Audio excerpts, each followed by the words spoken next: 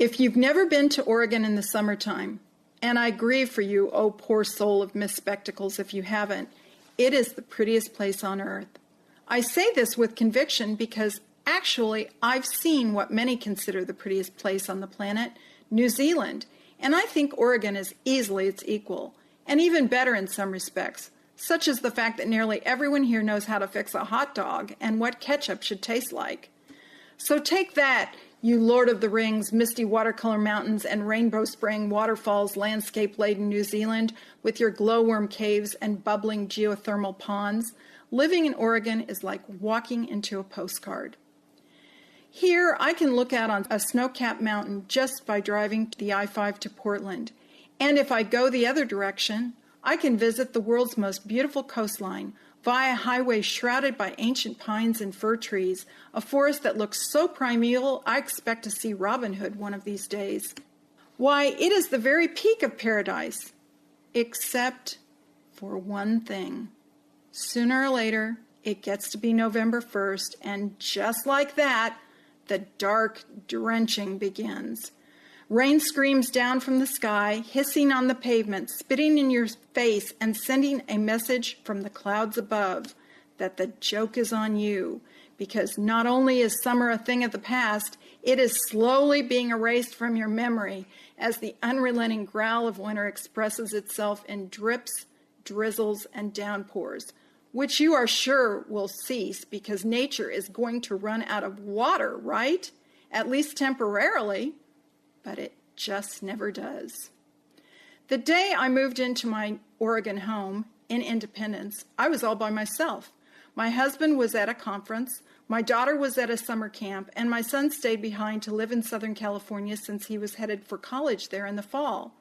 In the fine art of moseying around, I went to the local hardware store where I met a new neighbor. I told her how lovely Oregon was. She smiled. "Yes, it is," she said. "Where are you from?" I said the word that everyone here seems to dread, California. "Good luck," she said. "I hope you survived the 2-year test." When I asked the woman behind the counter to explain the 2-year test, she put it to me this way.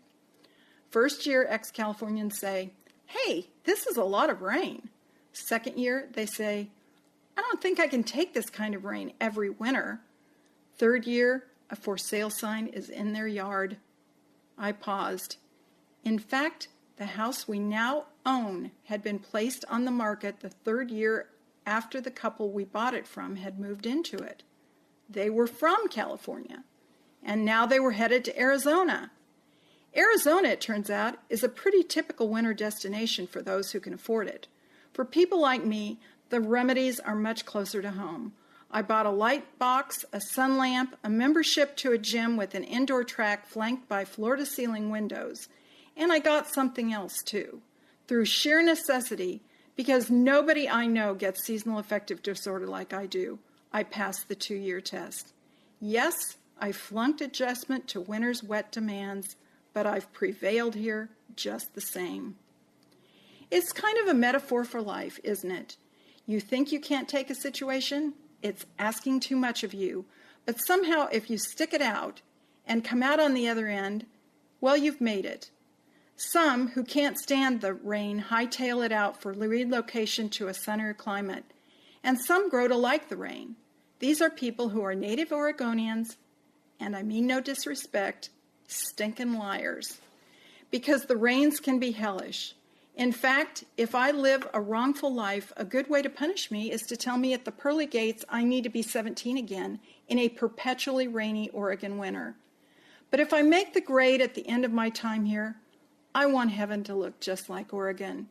In summer, that is, with maybe a slice of New Zealand thrown in, with kiwis and crystal lakes. And so I've learned to take the dark with the light, that summer is never that far away, so long as I keep thinking about it through the gloomy January days. I am Ann Scheck, and this is one of the lessons learned from my small town.